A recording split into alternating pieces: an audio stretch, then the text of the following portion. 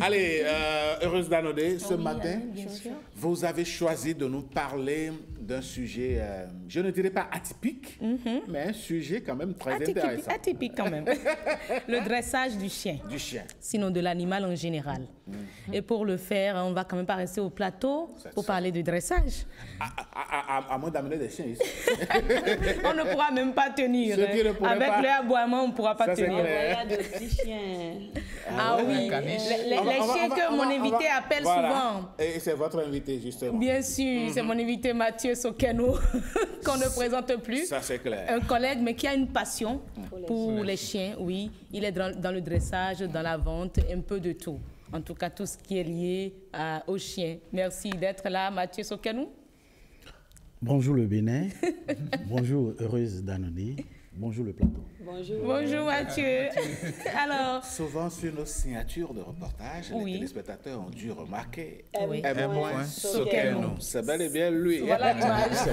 Merci. Voilà. L'homme de l'ombre. L'homme de l'ombre, qui est aujourd'hui à maintenant la lumière. Heureuse d'Anodé, Oui, Alain. on s'est posé la question de savoir si le dresseur de chiens pourrait être ce professionnel de la famille canine. Ah oui, il l'est. Il l'est. Et je vais tout de suite nous inviter, ou je ne sais pas si vous me l'autorisez, Vous avez l'autorisation. à demander aux téléspectateurs de suivre cette visite que nous avons eu à faire dans un centre de dressage professionnel de chiens pour comprendre un peu comment le dressage peut transformer en quelque sorte la relation entre le chien, sinon l'animal en général, et son maître. D'accord.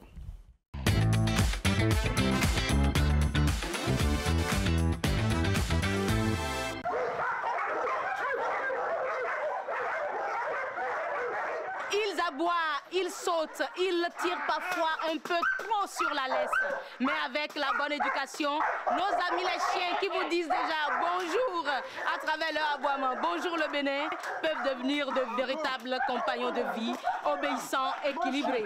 Alors, Heureuse est sur le terrain aujourd'hui à la rencontre d'un dresseur professionnel pour comprendre comment le dressage peut transformer la relation entre le chien, l'animal en général, et son maître.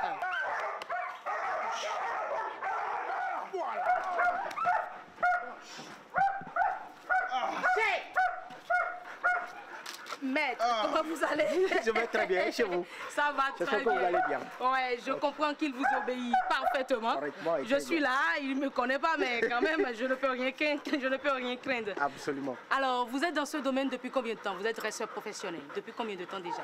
On a commencé pratiquement depuis 2018. Oh, d'accord. Oui, depuis 2018, on a repris. C'est vrai, chacun travaillait dans son coin, mais après on s'est mis ensemble, on a formé une équipe. Vous allez voir, il y a encore d'autres personnes qui sont là et tout, qui se sont mis avec nous. Et puis on est dedans depuis 2018. Mohamed, ce que vous avez porté là, c'est quoi? Ça fait peur quand même? C'est un costume de mordant. Un costume de mordant en fait. Ah d'accord. C'est pour les hommes d'attaque. Donc vous êtes en plein entraînement de mordant. Oui, justement. Donc, on essaie quand même de réveiller l'instinct de prédation chez le chien qui nous sera serviable dans le domaine de la sécurité. Ok. Voilà. Donc, Et ce que vous avez porté là, ça doit peser lourd, hein? Oui, ça pèse 15 kg. 15 Ça kilos. pèse? 15 kg. Et c'est fait à base de quoi? C'est fait spécialement Ok. pour ce travail et c'est importé directement de l'Europe. D'accord. Et puis voilà. Parfait. Et ça, ce chien qui nous donne au moins ce cinéma, ce film actuellement, il est de quelle race? Comment il C'est s'appelle? un bully américain, il s'appelle Ares. Ares, nous avons formé Ares pour protéger son maître à la maison. D'accord. Donc à un moment donné, le maître a dit bon ok, il n'a plus le temps de s'en occuper et tout. Parce que la formation qu'on lui a donnée, c'était vraiment professionnel. Donc le maître, à un moment donné, il a dit, bon, ok, il faut qu'on le reprenne en main. Donc Ares se contente beaucoup plus de faire ce genre d'activité-là. Vous allez voir que c'est un chien, il est bien obéissant. Mais en même temps, quand on lui donne les ordres, il le fait rapidement. Vous allez voir qu'il y a l'homme d'attaque qui est là debout. Mais tout de suite, quand je vais dire, Ares, tac! Vous allez voir. Voilà. Et puis voilà. Mais moi, je vais dire arrête, tac, et puis est-ce qu'il va attaquer? Arrête, tac! Arrête, ça c'est un chien. Tiens! Tiens, ça dit quoi? Lâcher. Ah, d'accord. Voilà, donc je dis Tiens! puis voilà, c'est je coupe le mot et puis voilà, c'est plus rapide de dire tac, tac. Ok. Voilà, donc il le fait. Il lâche. Voilà. Mais il faut repréciser les objectifs du dressage. Vous avez dit tantôt la sécurité. Est-ce que c'est uniquement la sécurité du maître ou c'est pour quoi d'autre encore le dressage du chien? En fait, il y a une différence entre l'éducation et le dressage. Ah d'accord. Le dressage, c'est beaucoup plus spécifique pour quelque chose. On dresse un chien pour une mission donnée. On va dresser un chien peut-être pour la protection de personnes. On dresse un chien pour la détection de toutes sortes des personnes disparues, mais de la drogue, des stupes, des armes, des munitions. Pourquoi pas on a dressé des chiens pour la détection de l'argent et tout. Ça là c'est spécifique. Donc là on parle du dressage. On va essayer, on va démontrer. On va démontrer ça de l'argent sans problème. Parfait. Vous allez voir ça. D'accord. L'éducation c'est la base du dressage. C'est la base. Le béaba, le chien doit comprendre que voilà comment se comporter en société, comment se comporter entre ses congénères, comment se comporter avec les humains quand on lui donne des ordres assis, coucher, pas bouger, le rappel, la marche au pied, tout ça là, c'est contenu dans l'éducation. Vous voyez, un chien qui aboie à la maison n'est pas nécessairement un chien qui est bien éduqué. Donc un chien qui est bien éduqué... Je peux donner un exemple. Les bergers allemands. Face à n'importe quoi, même les mafias qui bougent. Il y a des races de chiens comme ça, l'aboiement c'est leur point fort. Les bergers allemands, les caucasiens et autres là, des chiens qui aboient beaucoup. Mais quand ils sont bien éduqués, quand tu dis silence, ils doivent pouvoir se taire. Vous allez voir qu'on est en train de parler, mais il y a de mes chiens qui n'aboient pas. Bien sûr. Voilà, donc voilà un peu c'est l'éducation. Quand moi je parlais, ils s'en foutaient. Donc c'est un peu ça. Donc l'éducation c'est la base du dressage. Nous on est spécialisé dans la formation des chiens de sécurité de tout genre. Ça veut dire qu'on peut déposer. Voilà. Arrête, dégager. Voilà, dégager tous les gardiens qui sont là et puis voilà. On sera en sécurité. En sécurité. Correctement, très bien. Arrête, on l'a passé à beaucoup de clients. Ben, ils l'ont aimé. Il y a des gens qui ont dit je ne remets plus à l'aise. Non, arrête, c'est un chien du centre, il ne peut pas partir, il doit rester avec nous. Et à quel âge on peut commencer le dressage? L'éducation. Je parle d'abord de l'éducation du chien. Du chien, oui. L'éducation, dès que vous prenez votre chien, vous adoptez un chiot chez vous, quel que soit l'âge du chien, du chiot, son éducation, ça commence déjà à partir de là. Parce que quoi, votre chien, lui, il va chercher à comprendre. Lâchez! Il ne connaît en fait que son maître et l'enfant de son chien. Je disais tout à l'heure, votre chien, le comportement de votre chien à la maison est souvent déterminé par votre manière de communiquer avec lui. D'où, si vous amenez votre chien à la maison, son éducation commence déjà à partir de ce jour. Et c'est l'éducation que vous lui donnez qui donne le résultat de votre chien, il est obéissant ou il n'est pas obéissant à la maison. Voilà, donc c'est pourquoi nous, on a fait la formation. Tous les chiens sont dressables et tous les chiens sont dressés d'ailleurs à leur manière. C'est la manière dont les chiens se font dresser que vous n'aimez pas et on nous fait appel. D'accord. Le chien le plus vieux que nous, on a eu à dresser ici, il y avait 8 ans. Le problème est que plus le chien il est âgé, plus son éducation est compliquée et ça va prendre du temps. D'accord. Il y a des chiens qui sont très agressifs à la maison où les maîtres ne peuvent plus rentrer et on nous appelle, on va les chercher, on les ramène ici. Ils sont plus agressifs même contre leur maître. Oui. Donc le chien se retourne contre son maître. Je peux vous raconter rapidement une anecdote. Oui. Il y a un monsieur parti en voyage, il a un bouli, un chien de cette race-là. Oui. Et il est parti en voyage. D'accord. Et il est le seul qui maîtrise son chien alors qu'il vit en appartement avec sa famille. Donc les enfants sont revenus et il ne peut pas rentrer dans l'appartement. Voilà. Et le chien montait la garde à l'intérieur. C'était du fou. On était obligé de nous faire appel de venir. On était parti pour aller prendre ce chien-là, pour pouvoir le mettre dans la cage afin que les enfants puissent rentrer dans l'appartement. À votre niveau? Oui, c'est pourquoi on a ces équipements-là. Je vous ai dit tout à l'heure, quand on s'en va et qu'on voit que le chien il est trop agressif, on ne peut pas s'approcher et tout. La communication, ça ne passe pas parce que les chiens comprennent le langage corporel. Si on adopte ce langage-là et ça ne marche pas avec eux et qu'ils veulent toujours forcer, bon, on est obligé quand même de passer au niveau supérieur. C'est pas qu'on les tape, mais on essaie quand même de se protéger pour pouvoir les prendre et puis voilà, et de force et les mais j'ai vu que sa tête est nue, il n'y a pas de problème là, à ce niveau. Voilà, c'est pourquoi le chien ne va pas là-bas. C'est pourquoi pour être dresseur, il faut se faire former. Dès que le chiot est sevré, d'accord, dès qu'il est sevré, il n'est plus avec sa mère, il faut commencer à lui apprendre les bonnes habitudes. Ne pas mordiller, ne pas sauter sur les gens, commencer à le faire passer dans les obstacles pour qu'à la longue, quand votre chien va grandir, qu'il soit beaucoup plus en confiance et qu'il n'ait pas peur de certains stimuli. D'accord. Ouais, non. Quand je parle de stimuli, je parle par exemple des bruits des moteurs, des voitures. Ouais, les pneus, les trucs qu'on a mis en place, tout ça là, c'est pour travailler les chiens peureux. Les chiens qui n'ont jamais connu le dehors et tout, c'est pour les aider à se familiariser avec ces choses, pour revenir en confiance. Et après, maintenant, nous, on leur demande ce qu'on veut de lui. Il y a des chiens de race qui, parfois, même face à un bruit, fuient. Oui. Ce n'est pas tous les chiens qui aboient à la maison qui sont de bons gardiens. Ça veut dire que tout chien a besoin d'éducation. C'est très important. Ce n'est pas parce que tu as un chien de race chez toi que tu as un bon chien de garde, non. C'est ça. Tu as un chien de race chez toi, tu veux qu'il soit un bon chien de garde, il faut l'envoyer en éducation, il faut l'envoyer en dressage. C'est très important. Ah, en tout cas, on va voir les autres dont vous aviez parlé tantôt, les autres races dont vous aviez parlé tantôt. Ok. Nous allons passer à d'autres parce que ici, franchement, c'est toute race qui se trouve ici. On va voir avec d'autres comment ça se passe. Et pourquoi pas, je vais faire un essayage de dressage. Ok. Ben, et bon, lui, c'est un malinois croisé avec un berger allemand. D'accord. Que j'ai eu d'un client. Donc, il fait la recherche. Sa spécialité, c'est la recherche. Ce que vous faites là, je peux le faire. Oui, Randy est gentil pour le faire. Il n'y a pas de souci. Caca. Tu peux toucher là. Toucher Randy. Allez, Randy. Essayez de le... Voilà, comme ceci. Ouh. Voilà. Oui, c'est tout. Randy, c'est un jaloux. Hein. Il n'est pas que je touche d'autres chiens. Oui. C'est un Rottweiler. C'est le chien d'un client. Ok. Et voilà, le client est confronté à un problème d'insécurité chez lui à la maison. D'accord. Et puis il l'a envoyé pour qu'on l'éduque, pour qu'il soit beaucoup plus obéissant et en même temps un très bon chien de garde à la maison. Donc c'est un Rott. Et lui, il est là depuis quand? Il est ici, ça fait pratiquement 2 mois. Ok. Celui qui est à côté de lui, ça c'est un peu spécial. Je vois que ses oreilles sont coupées là. Ses oreilles sont coupées, oui. C'est un bully américain. C'est un bully américain. Okay. Et c'est un chiot.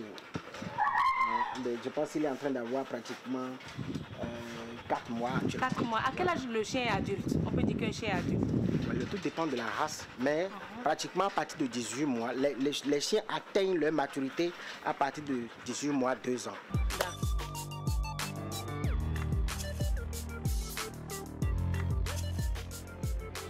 On va lui demander d'aller chercher Poutine. En attendant, moi, je vais vous remettre de l'argent. Okay. Vous voyez les caisses là. Elle ne doit pas savoir là où on a mis. Non, elle ne doit pas savoir, il a qu'à partir. Je vais vous remettre l'argent. D'accord. Vous mettez ça dans n'importe quelle caisse que vous voulez. On sera ici. Et puis on va voir. Je mets ça où? Voilà, parfait.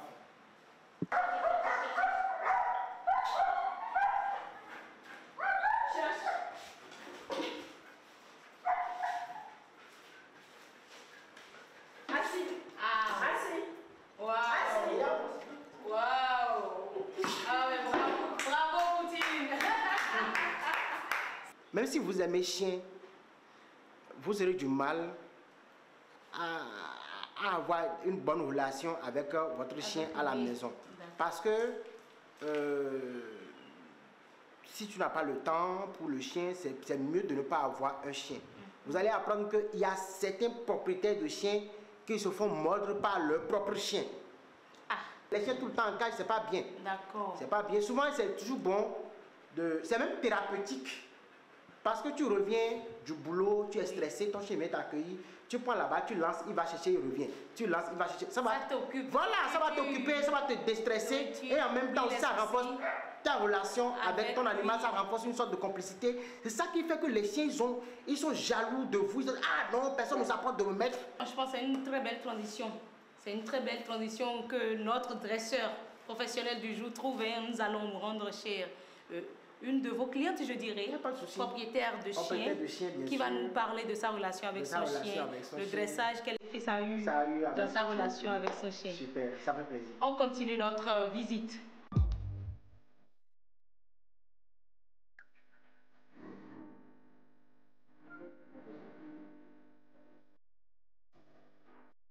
Là, on est avec la maîtresse de RES, ici. Nadine, merci de nous recevoir chez vous.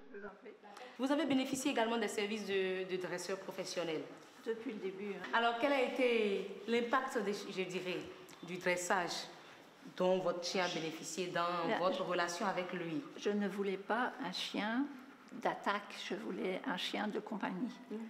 Donc je suis servie, c'est un chien de compagnie. Je peux aller à la plage, on le laisse libre parce qu'on sait qu'il ne fera de mal à personne. Tout petit, il était à Tori avec des petits-enfants. Il n'a jamais mordu personne. D'accord. Donc on l'a élevé au départ comme ça. Et après, ils ont pris la relève pour le dressage. Mais je ne voulais pas un chien méchant. D'accord.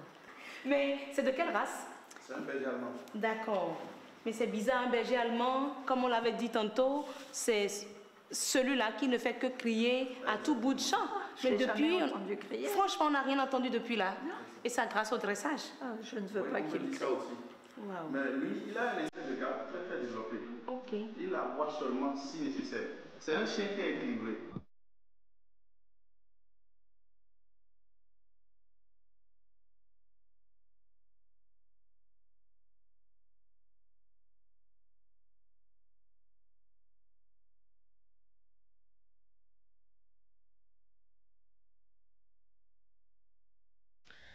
Ah, intéressant comme sujet. Ah oui, je suis complètement subjugué par ce sujet-là et je pense que on le disait en interne, on va revenir sur le sujet en saucissonnant. Bien sûr, c'est toute une semaine consacrée à la santé animale. À la santé animale. Et j'ai adoré le courage indien de Heureuse.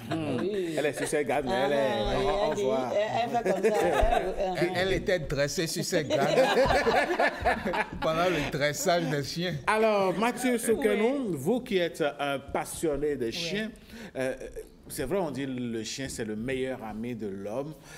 D'où vous est venue cette passion et parmi tous les chiens, quelle est la race que vous préférez? Merci Alain Soutiomé. Je remercie tout le plateau Heureuse Danondi qui au début n'aimait pas les chiens, mais finalement... Allez à l'essentiel. En fait, moi, quand j'étais tout petit, je passais de CP au C1.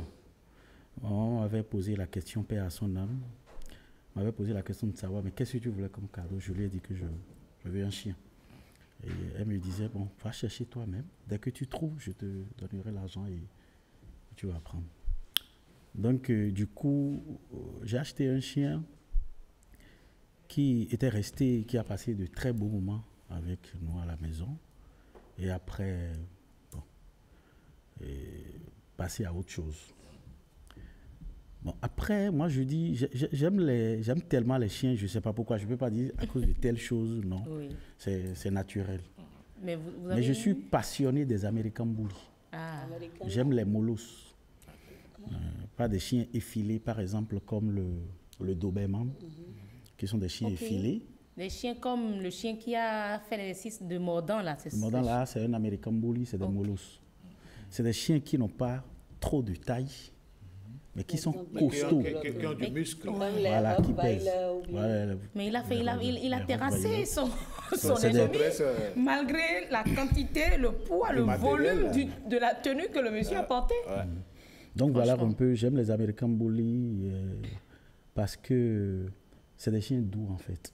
En même temps, on peut en faire chien de garde et chien de compagnie. D'accord. Mais Mathieu, les chihuahuas.